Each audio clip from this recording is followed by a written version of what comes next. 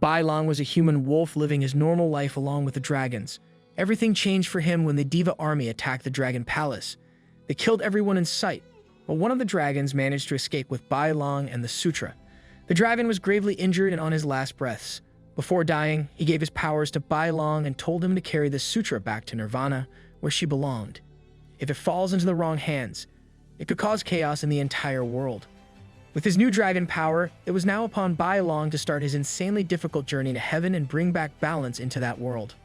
The story takes place in ancient times when monsters and gods roamed the lands. There were 8 different races of dragons, and each of them occupied their own lands and territories. This sometimes caused a war between these different races. Humans also existed in this world, but they never dared come near any gods. There was also a monster named Ghost, who was said to have evolved from a bird. In this world, we saw a white-haired girl riding with her father. Her father was a dragon known as the Dragon King. The girl asked her dad to finish the story he was telling her the last time. As they were talking, the dad noticed a wolf lying there covered in blood. The wolf was seriously injured, and the girl proposed to take it home in order to save its life. The dad told her that the wolf wasn't going to survive, since its injuries were too grim. The girl wasn't satisfied, and she told him that she wanted to have a closer look. As she went closer, she saw the poor creature lying motionless. She asked her dad if they could help the wolf, but he told her that it was all fate. She asked him if it was fate that they met the wolf. The girl took out a jade necklace and gave it to the wolf. She said that the necklace would keep it safe. After seeing her give the necklace, the dad smiled and told her that it was fate that they met the wolf. He lifted her up and said that her good deeds had increased. The two of them then flew into the sky. As her dad continued the story he was going to tell her, the scene shifted into the future, where we saw a young boy hunting for some fish. The boy was wearing primal clothes and carrying a spear. After a bit of stumbling and lots of sweat, the boy was finally able to catch a fish. His name was Bai Long, or the White Wolf. He started shouting in excitement and carried the fish back to the mountain. He thanked the dead fish and prayed for its salvation. "I don't think the fish can hear you, bro." As he was praying, he heard someone laughing. It was his grandpa, Tudigong. His grandpa was an ancient god who had a big head. He asked Long if he was taking the fish to the mountain again. He told him that there were many servants that could do the job, so to see him working so hard was a rare sight for him. Long told him that all dragons love eating fish and asked him if he wanted some for himself. His grandpa refused and said that he only ate dead things. His grandpa then complimented him on his progress. He used to be a wolf, but now he could properly walk like a human and even had the intelligence of humans. Long asked his grandpa if he could really become a human. His grandpa looked at him and reminded him that he was still a wolf. No matter how much he changed, he would still be different from a human, but he could become as intelligent as them if he worked hard. As they were talking, two beasts sensed a disturbance in their surroundings. There was a great killing intent, and it was coming from the mountain. This made him panic since it wasn't supposed to happen in the dragon territory. Long looked up at the sky to see some strange lights. He told his grandpa about it, and when he looked at it, he immediately knew what it was. It was the diva army. D immediately hid himself underground and told Long that he had never seen him. Long realized that whatever the diva army was, they were making their way over to the dragon palace. He grabbed his fishing bucket and his spear and quickly made his way towards the dragon palace. At Tianyu Mountain, the Dragon King warned his son, Tianyu Shou, about the war that was imminent. He told him about the diva army and said it was time for it to arrive. The son talked about some hidden object and said that the army knew they had it in their possession. He asked his dad if they could exchange it for peace. His dad said that if Shi Tian got his hands on that thing, he would stop for no one. They had been guarding it for 16 years, and they couldn't let all that effort go to waste. Now, there was only one thing left for them to do: fight till their deaths. His son told him that he had asked the other dragon families for help, but none of them replied. The dragons were all scared of the diva army. His dad asked Yusho if he was scared too, but he told him that he was ready to fight, along with his 300 dragon companions of Tianyu Mountain. Outside, Shi Yaoyu just landed. She announced that the diva army had made their move and were now on their way through the clouds. The Dragon King stood strong and told her that they had no choice but to fight to their deaths. Shi Yaoyu asked her dad why the diva army was attacking them now, where they had been at peace for thousands of years.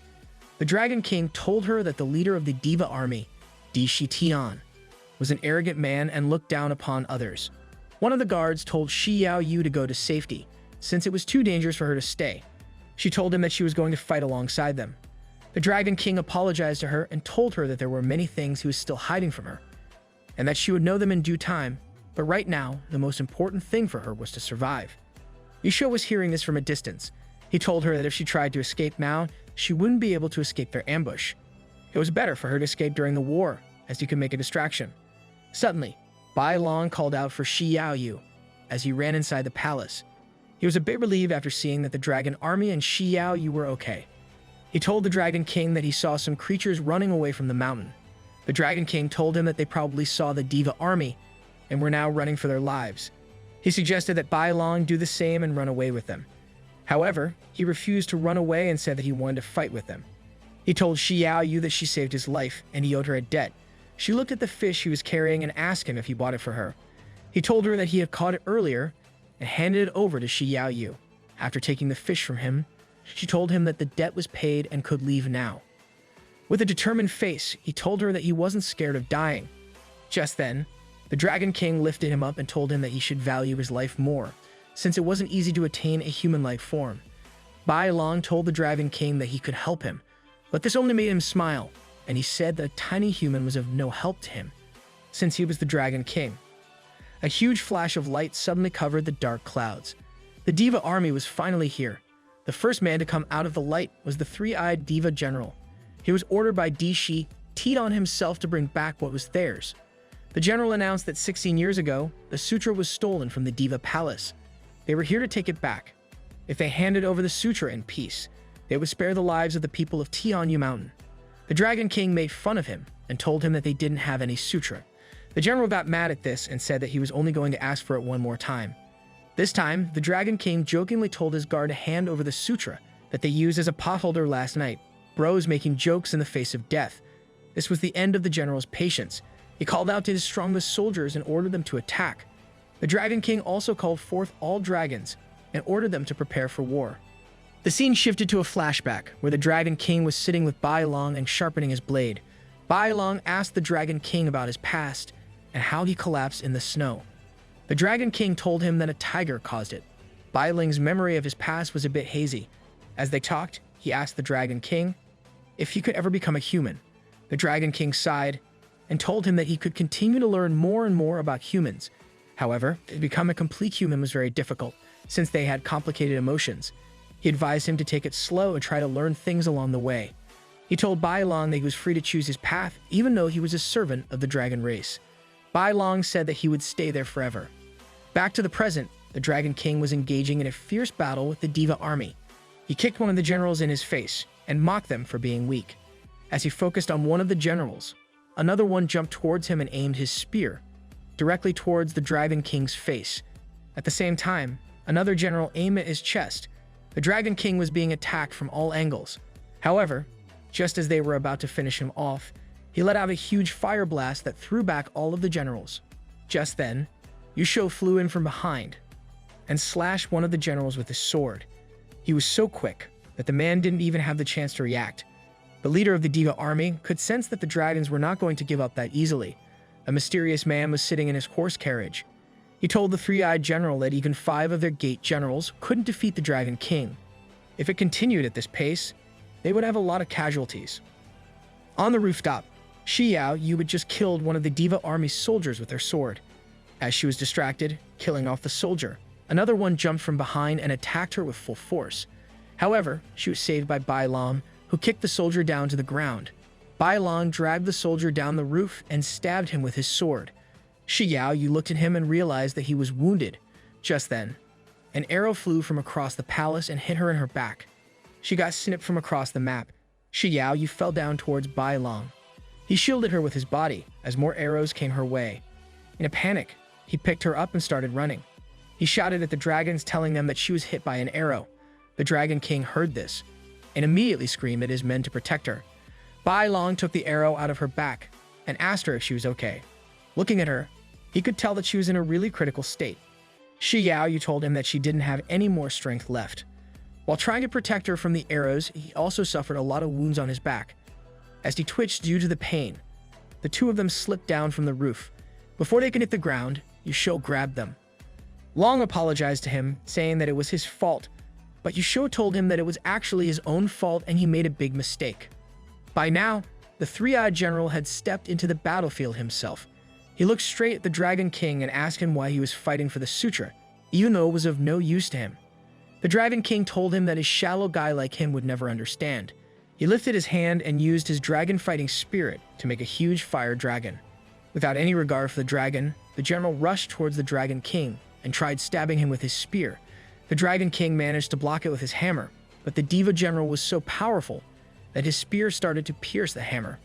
The Dragon King asked him why he was fighting for Tian, despite being so powerful himself. The diva general stared into his eyes and told him that he also had things he wanted to protect. He pierced him with the spear and pinned the Dragon King against the wall. With nowhere to go, the Dragon King was helpless. His son and Bai Long could only watch from above. The diva general grabbed him by his horns and told him to accept his defeat. In one strong motion, he separated the Dragon King's head from the rest of his body. All the men were left stunned. Bai Long shouted out to the Dragon King in disbelief. Even after all of this, the Dragon King was not dead yet. His soul was still alive. My man was living on a Bluetooth connection. The diva general threatened to dissipate his very soul if he refused to comply with his demands. He threw away the Dragon King's head in front of the carriage. Seeing his head, the mysterious man inside started humiliating him. A few moments later, he stepped out. The Dragon King immediately recognized him. He was the protector of Tian. His name was Shangxin Guanyin. He walked towards the Dragon King and told him that it was time for him to speak the truth, or else he was going to turn the entire mountain upside down. He ordered his men to lift their heads up. The Dragon King told him that he didn't know anything. Guanyin said to him that he wouldn't be able to save himself or his tribe that way. However, the Dragon King had already made his decision. He told the man that he was ready to die. One of the dragon men tried to put up a fight, but he, too, was shortly overwhelmed and killed. This was the end of the dragon's resistance. One of the generals announced that they had won the battle. Just then, some of the men spotted Yusho flying away from the palace with Bai Long and Xiao Yu. They immediately notified the diva general. After hearing this, he grabbed a bow from one of his soldiers and shot an arrow straight towards the flying dragon. The dragon pierced through Yusho's body, but he somehow managed to fly away. Guanyin realized that the dragon flying away was not a weakling since he was able to survive a blow that powerful. However, the diva general told him that he was going to die shortly. The arrow had damaged his muscles and broken his bones. If he continued flying in his dragon form, he was going to die. He then ordered his men to surround the mountain, since he didn't want any more men to slip through. One of the diva army soldiers notified the general that they had captured 3,000 dragon army men, and the rest of them were killed. The general ordered him to search the entire mountain for the sutra. Meanwhile, Bai Long and Xiao Yu collapsed on the ground after hitting a tree. They were inside a dangerous part of the forest called the Dark Swamp, about 100 miles away from Tianyu Mountain. Yusho was almost out of strength. Bai Long got up and immediately went after Xiao Yu. He tried to wake her up, but she was not breathing. He asked Yusho if she was dead, but he told her that she was just unconscious. He said that her body couldn't survive an injury like this since she was weaker than them. Bai Long was confused since he didn't know what he meant.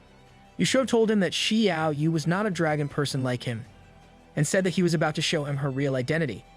As he put his hand up, several glowing orbs started hovering over Xiao Yu. Back at the palace, the diva army was unable to locate the sutra. The diva general told Guanyin that it was possible the sutra didn't even exist.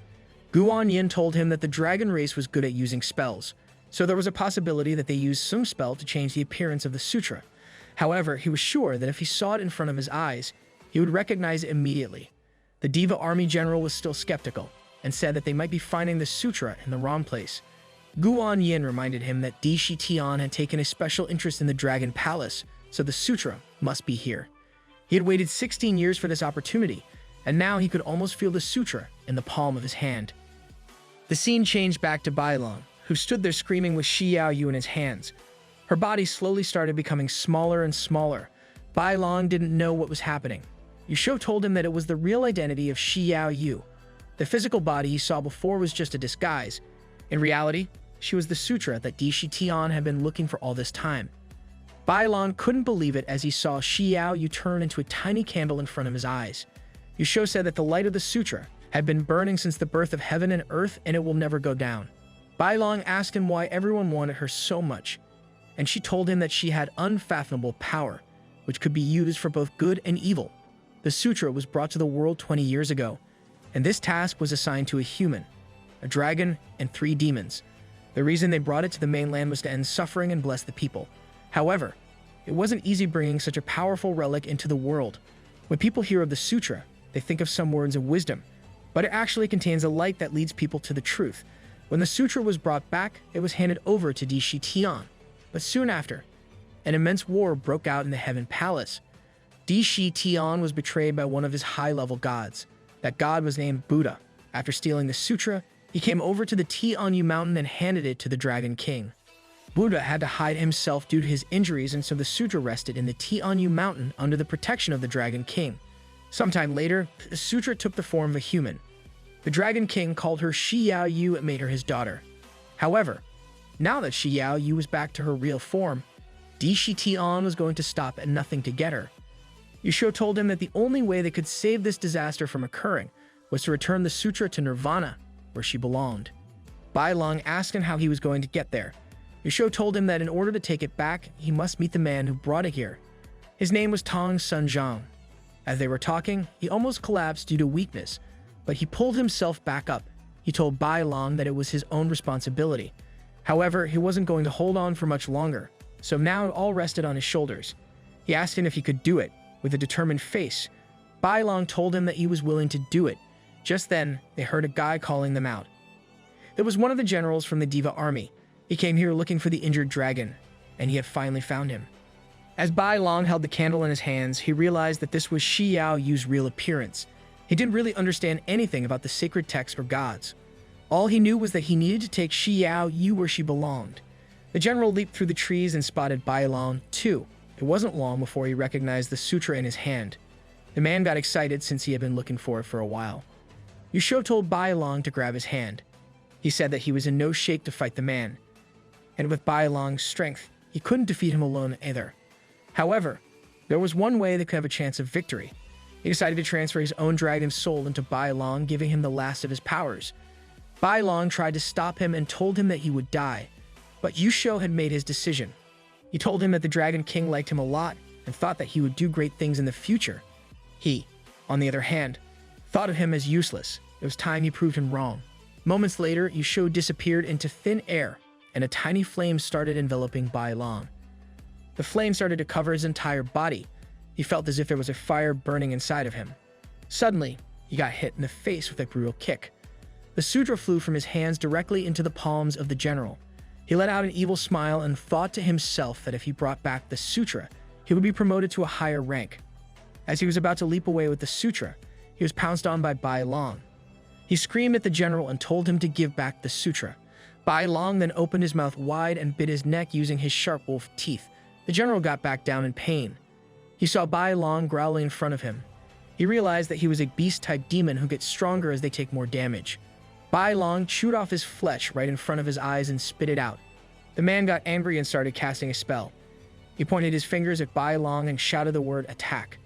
The cards in his hand immediately flew towards Bai Long and transformed into a huge building, trapping him deep inside. It was one of the general's traps. It was especially effective against beast demons like Bai Long. The general claimed that his house would suck off all the blood and flesh from Bai Long, until only his bones remained. To his surprise, he saw that his holy pagoda was starting to crack. Moments later, the whole thing fell down, and Bai Long emerged from it with a dragon. He used his sharp teeth again to bite into his skin, this time getting one of his legs. The man freed himself, but not before his ankle was bitten off. He realized that beating Bai Long wasn't going to be as easy as he initially thought. He knew that when Yusho sacrificed himself, he transferred his dragon spirit into Bai Long, so now Bai Long had the fighting spirit of the dragon and the power of the wolf. He could increase his combatability while also increasing his regeneration. In other words, there was no way for the general to beat him in this state. He decided that it was best for him to call for backup, so he retreated and sent some telepathic birds back to the Dragon Palace to inform others of the sutra. He knew that he wouldn't be able to bring it back, but at least he was going to be rewarded for locating the thing. As he was laughing at his brilliant plan, he heard a rustling in the tree branches behind him. He saw a scary man sitting on one of the trees with a knife in his hand. If I saw that man, I would go back home. The general realized that this man was from the Asura tribe. He had been so focused on fighting Bai Long that he didn't even notice he was in Asura's territory. He knew that it was too dangerous for him to stay there alone. So he jumped up, trying to get out, but was quickly caught by one of the men. One after the other, the tribesmen continued piling on him like ants and started eating him alive. Bai Long remembered that the Dragon King had warned him of trespassing on the northern ground. In the north lay Asura, Diva's greatest enemy. As Bai Long stood there thinking, he was approached by Rahu, who was also known as the King of Asura. He asked him what he was doing in their territory and why he brought along a diva. Bai Long explained that he was trying to run away from the diva army after they attacked the Dragon Palace. He told him that he had no bad intentions and pleaded to be let free. Hearing his story, Ravu tried to touch the sutra, but it burnt his hand. He moved back and told Bai Long to keep moving north until he was out of their territory. He strictly told him not to stop or to look back. After saying that, he joined the rest of the tribesmen in eating their meal. Bai Long thanked him and continued running north. He knew that he couldn't afford to look back or to stop at all. Back at Tianyu Mountain, Guan Yin got a message from the telepathy bird about the sutra.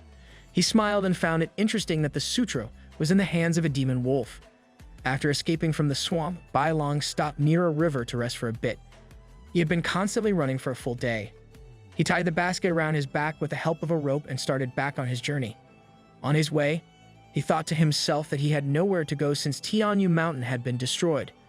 Both of his masters had sacrificed themselves in order to save Xiao Yu, and now it was upon him to carry out the deed. He told himself that he wouldn't let them down no matter what it took. The scene shifted to a city where different shopkeepers were trying to sell their goods, and people were living their lives as usual. It was a human city. Bai Long was walking among the people, carefully observing their behavior. He ran out of the market and called out to his grandpa. His grandpa popped out of the ground and told him that he was glad to see him.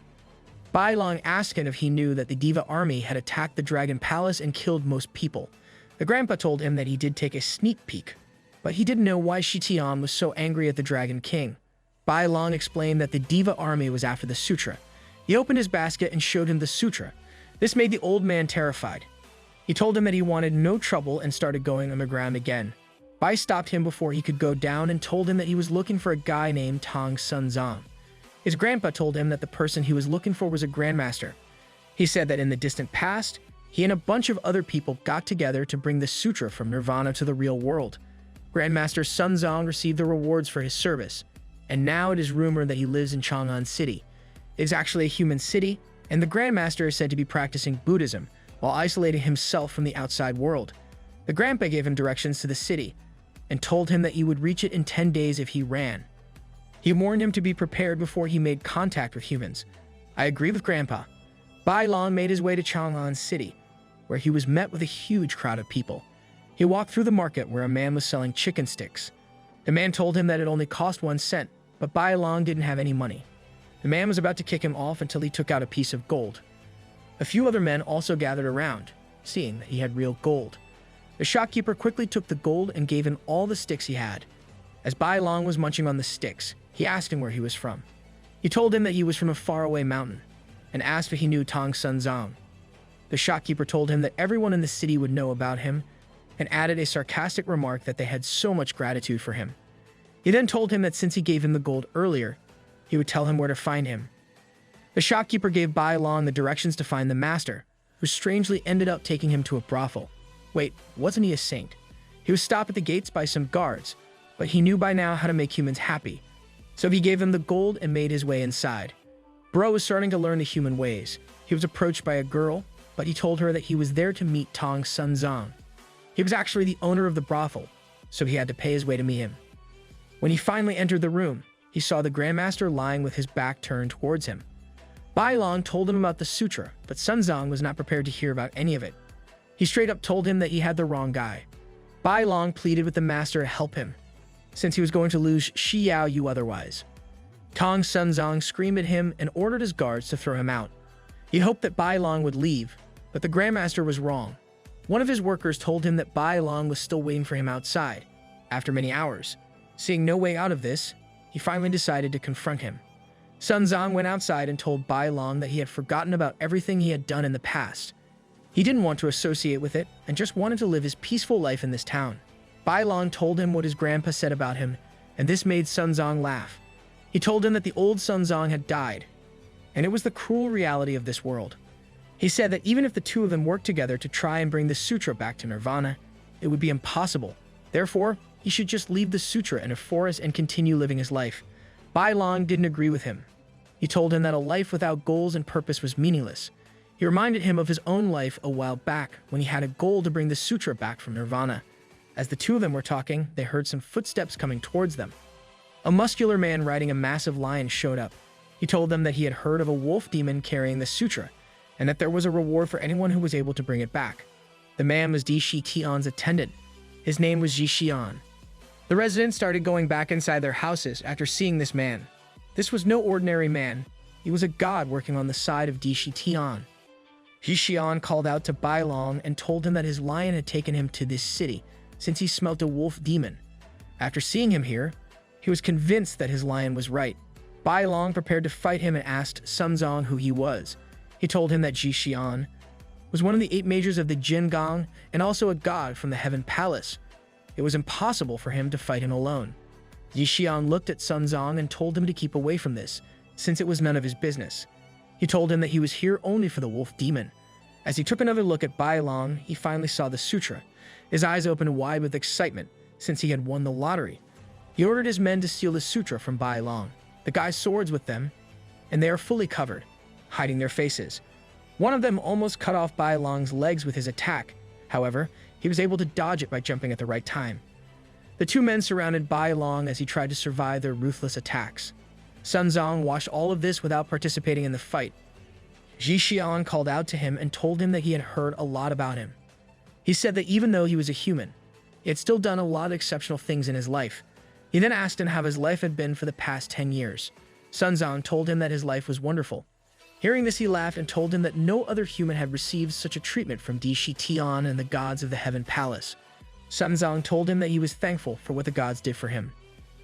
Ji Xian let out a menacing laugh and said that ever since the grandmaster brought back the sutra, he had been useless. He told him not to be involved in matters above his pay grade and to continue to live his life peacefully in the brothel. After hearing this, Sun Zong started walking inside. As he was about to go in, he heard Bai Long calling out to him and telling him not to leave. He was getting overwhelmed by the 2 heaven gatekeepers. However, Sun Zong decided to ignore his call for help. Bai Long noticed his hands burning with a flame and realized that it was probably Yusho's dragon soul trying to help him fight. The flame from his hands burnt the 2 heaven gatekeepers. He finally got back on his feet and burned them both one by one. However, the real battle was only just beginning. It was time for the boss fight now. Ji Xian complimented Bai Long for defeating the gatekeepers and jumped into the fight himself. A single attack sent Bai Long sliding down the road.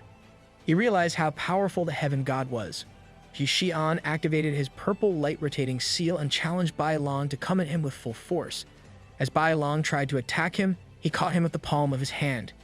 He grabbed his head with one arm and buried his face into the ground.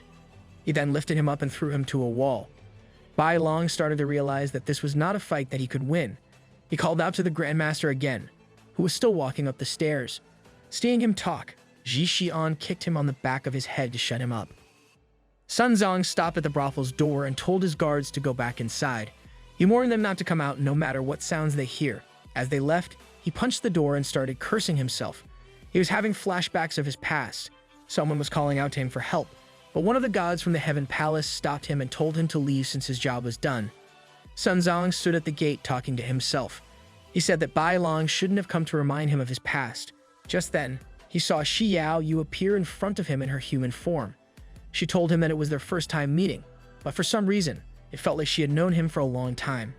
Sun Zong recognized her, and he could immediately tell that she was the sutra that had been burning since ancient times. Shi Yao Yu told him that she had no memories of her past, and she always thought that she was a dragon. She told him about the diva army raid and how everyone was killed on the mountain. Sun Zong apologized to her for bringing her to Earth, but she told him that there was no need to apologize, since she was actually thankful to him as he helped her understand what it meant to be alive. Sun Zong said that he was a coward, and he didn't have the strength to help her. Hearing this, Shi Yao Yu told him that he was a king man. He had only been tortured by his past and those wicked memories. She said that he needed to stand up once again, but not for other people, for his own sake. Her words touched Sun Zong, and he was forced to think. The man started evaluating his life choices. Meanwhile, Bai Long was getting beaten to a pulp by Ji Xian. Even after getting such a beating, he was refusing to let go of the sutra. Ji Xian thought that his job must have been to sacrifice his own life for the sutra, so he prepared to finish him off. However, just as he was about to step on him, Sun Zong saved his life. With Bai Long in his arms, he realized that his peaceful life was now over. Sun Zong started thinking back to his past. He had a dream once, and to fulfill it, he went through all the hardships and brought back the sutra from Nirvana. He wanted to end all suffering in the world. However, after he brought it back and left it to the Heaven Palace, he felt as if something was missing. Even though he had completed his dream, he didn't feel like he had done something good. He knew he hadn't made the right choice by giving it away, but he could do nothing. More precisely, he was too scared to do anything. So he decided to kill his past self and live a life far away from all of his dreams. However, when Bai Long came to tell him about the sutra, he gave him another life. Sun Zong decided that he wouldn't make the wrong choice this time. He put Bai Long on the ground and stood tall in front of the powerful diva god. Ji Xian laughed and asked him if he was trying to take some credit for the sutra. He told him that he had received a huge reward from the Heaven Palace, and now he was acting greedy. Sun Zong looked him in the eye and told him that he was right. He said that he was getting greedy. Bai Long and the sutra were his guests, and no one could touch them. Sun Zong called out to Ji Xian and told him to convey his words to Guan Yi. He said that in the past, he had promised to bring back the sutra, since he thought that it would bring peace to the world. However, in reality, it was only a trap. The years that followed were hell for him, and he spent all of them drunk so that he could forget everything and keep sleeping. When Bai Long came to him and asked him for his help, that's when he finally woke up. Hearing his speech, Ji Xian laughed at him and asked him if he was really going against him. He told him that he was only able to succeed in the past because of some powerful demons on his side. However, right now, he was just a weakling. He tried to pat his head and said that he would forget everything he said if he just walked away now and handed over the boy. Without thinking twice, Sun Zong punched the diva god in the face. This sent him flying back. Ji Xian asked him if he had gone mad to mess with him. Sun Zong couldn't care less, as he hit him with another punch and told him that he was the weakest god in the Heaven Palace. He hit him with a Taoist cannon fist and launched 100 punches in a matter of seconds. As Ji Xian finally got up, he saw Sun Zong sitting calmly on the stairs, as if he never hit him in the first place. Sun Zong called for his servants and told Ji Xian that he knew the most powerful Jin Gong out of the 8, since he often had drinks with them. Compared to them, he was nothing. He gave him a chance to save his life if he stopped going after Bai Long. He even offered to have drinks with him, or he could continue fighting and beat him up like a crippled child. Okay, this guy has no chills. Ji Xian couldn't handle this level of disrespect, so he shouted at Sun Zong and got prepared to fight. He rushed straight towards him with killing intent, but all he could hit was empty stares. Sun Zong, along with all the girls, had vanished. He saw the girls sitting at a distance, making fun of him. Ji Xian realized that they were no ordinary servants. They were high-level demons serving as his disciples. Immediately after, he got hit in the stomach with a powerful punch, which he felt throughout his body. However, Sun Zong wasn't done just yet. He continued hitting him with punches until he had his face buried in the ground. Ji Xiao couldn't believe how Sun Zong had such powers. He told him that he had heard rumors about him being weak and a coward. Sun Zong told him not to believe in rumors. He said that he went on a journey that even the divas were scared to go on. There must be a reason he was chosen for the job. He gave Ji Xian one final chance to live, but he told him that even if he went back, he would be punished for losing to him. So if he was going to fight or die. Saying this, he prepared his ultimate move and went in straight for the kill. Before he could hit Sun Zong, he was stopped short by Bai Long, who had regained his strength. When Bai Long was lying unconscious, he thought back to the time when he used to be a wolf. He had been having this dream every time he slept. He could see himself lying there injured. It was the day when Shi Yao Yu saved his life and gave him the jade pendant. He could remember every word that she said to him. Bai Long wanted to go back to this time. He wanted to catch fish for the Dragon Palace, like he used to do before the attack. More than everything else, he wanted to see Shi Yao Yu again. These thoughts gave him the courage to pull through, and he finally awakened the true power of the wolves. Bai Long got on all fours like a wild animal and leaped towards Ji Xian, preventing him from attacking Sun Zong. Ji Xiao was surprised at how Bai Long could survive his attack. His dragon fighting spirit was also higher than before. As he choked the diva god, the heat from his dragon form nearly burnt him alive. It was too intense for Ji Xiao to handle. Bai Long accidentally set the whole brothel on fire while fighting him. Sun Zong realized that he might have been wrong about the boy. Even though Bai Long lacked experience, he still seemed to be incredibly strong. He started rethinking about going to Nirvana with him. Ji Xian lay on the ground screaming. He said that Bai Long was hiding his true powers. That's why he was able to catch him with a sneak attack. He couldn't believe that he had been defeated by a mere demon beast. Bai Long told him that he had no intention of harming him, but he came on his way to take the sutra to Nirvana. He then asked him why he wanted it so bad. He Xiao mocked him, saying that a tiny creature like him wouldn't understand what the sutra meant to him. As he stood up, Bai Long got ready in his wolf posture to fight again. However, Ji Xiao told him that he wasn't going to fight alone. He had reinforcements coming in, so there was no way for them to escape alive. Bai Long noticed that the grandmaster's brothel was still on fire. He told him that they needed to extinguish the fire, but Sun Zong grabbed him by the face and took him away. He said that he didn't do it on purpose, so it was fine. They had a bigger problem to worry about now. All the diva were looking for them. He asked Bai Long if he had a death wish, and Bai Long told him that he wasn't scared of dying. Hearing this, he told him to wait for him in a temple up on the mountain. After Bai Long left, he sat in front of the brothel and started meditating. The fire stopped after one day, and all the villagers gathered outside the destroyed building. They started talking about how they thought of Sun Zong as a saint, but he opened a brothel and hired thugs. They saw him sitting outside and decided to drive him out. However, before they could touch him, he stood up and walked away. He had a deeper understanding of the truth now. Sun Zong made his way to the temple to meet with Bai Long. He was sleeping as he went there, so he woke him up, and the two of them went inside. He told him that he kept all of his belongings from when he went to Nirvana here in this temple. He pulled out a chain, opening the door to the temple's basement. They started walking down the basement stairs. Bai Long asked him if the stuff he had stored here was something really great. Sun Zong told him that it was just some trinkets and books. As they went deeper, Bai Long sensed the presence of someone inside. He immediately told the grandmaster. He complimented his sensing ability and showed him a trapped dragon in the basement. The dragon appeared to be sleeping. Sun Zong explained that the dragon was named Ao Shui, and he was the third son of the Dragon King of the Eastern Sea. He was thrown out of the palace because he was evil. Ao Shui went on a killing spree, mindlessly killing humans until he was captured by the God of Mercy, who used the Born spell on him and turned him into a white horse. Sun Zong had used this white horse in his journey to Nirvana. After the journey was over, he was converted back to his original form, but he refused to leave his evil nature behind, so he was confined here.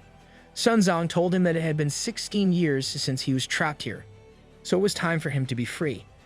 He ordered Bai Long to take out the 3 silver needles that held back the dragon.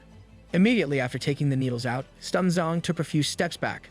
As Bai Long was wondering why his master went back, he saw the dragon come to life. He was in the form of a powerful man with wings. He grabbed Bai Long with his chains and asked Sun Zong if he was finally willing to set him free after 16 years. Sun Zong told him that 16 years was a mild punishment compared to the sins he had committed. Ao Shui told him that he endured being converted into a horse while he was on his journey to Nirvana. He should be credited for making the mission a success since he helped with it. Sun Zong replied to him by saying that no one owed him a thing.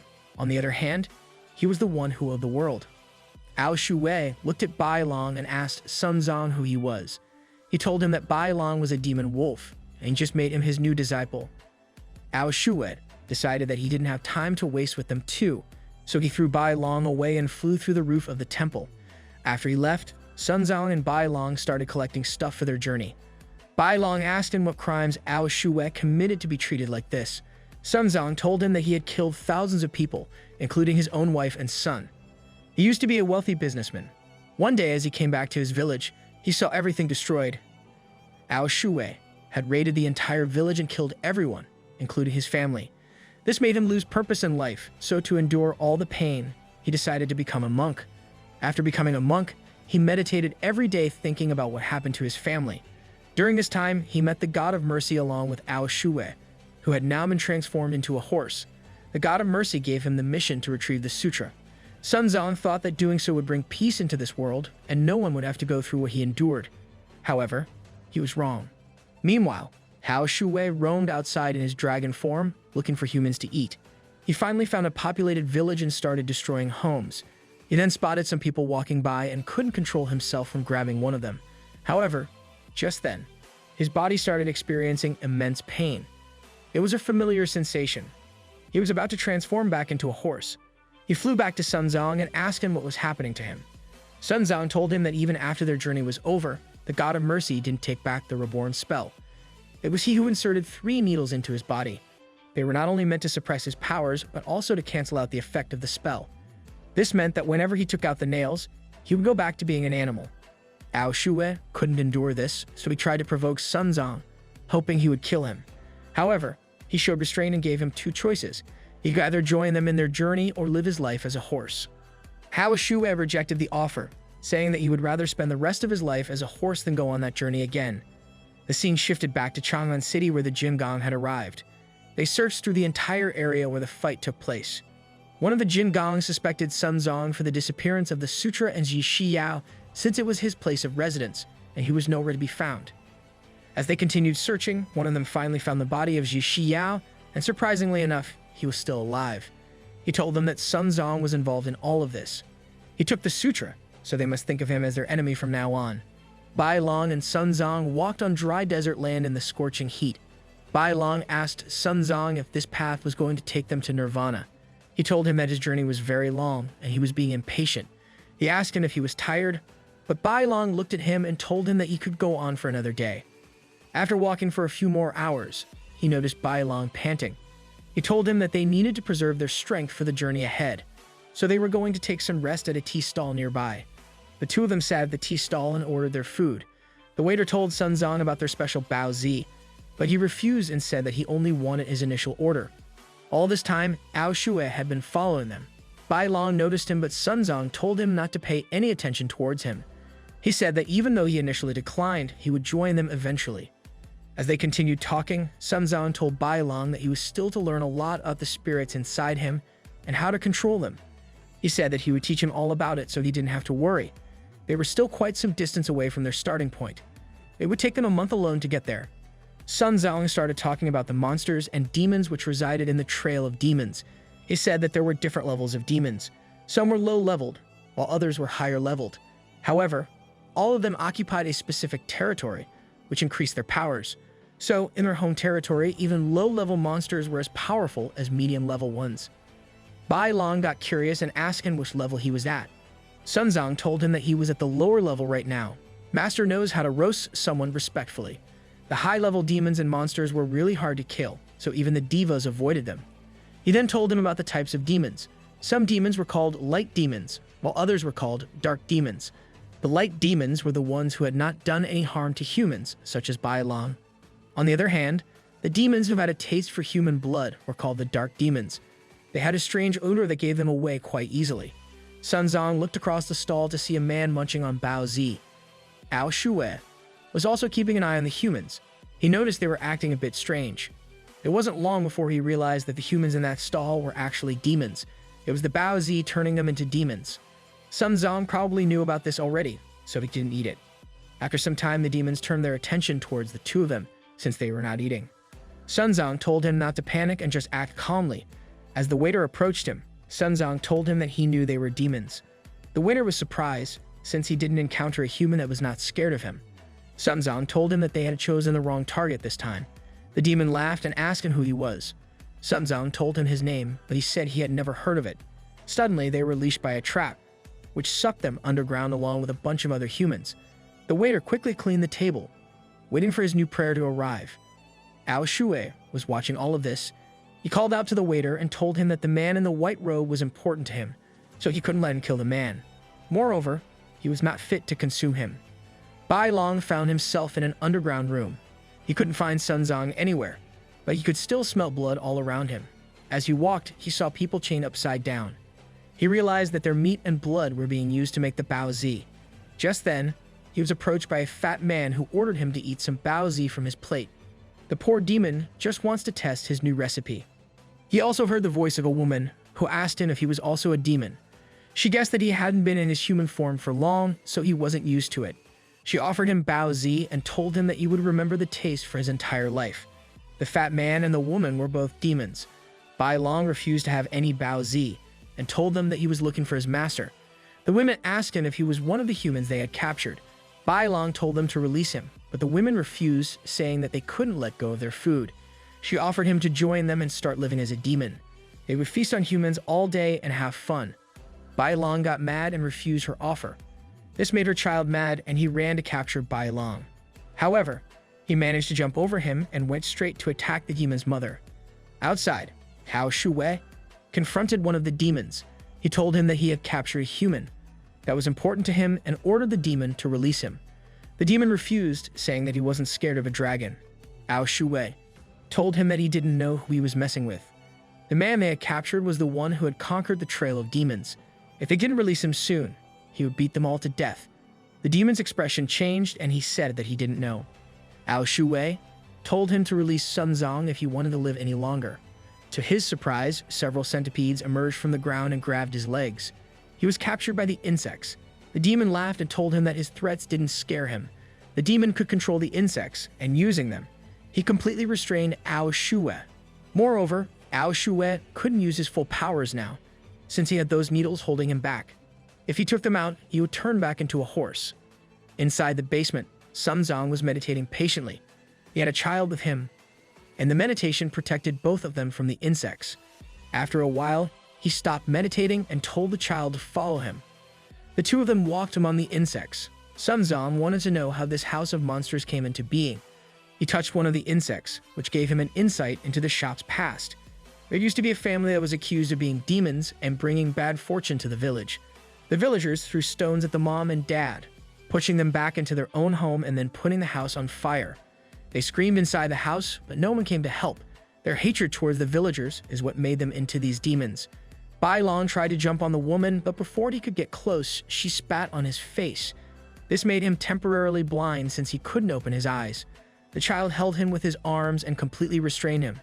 However, Bai Long used whatever strength he had and started burning the entire place around him with fire. The demon child was completely engulfed in fire. Outside, the demon could hear that something was wrong with his wife and child. He couldn't waste any more time on the dragon, so he ordered his insects to feed on him while he made his way inside.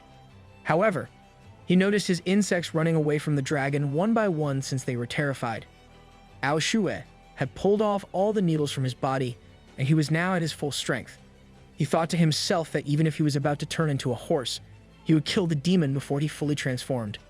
The demon looked at Hao Shuwei and said that he was hiding his true strength all along. He asked him why he was following a weak human around when he was so strong himself. Hao Shuwei told him that he could do whatever he wanted.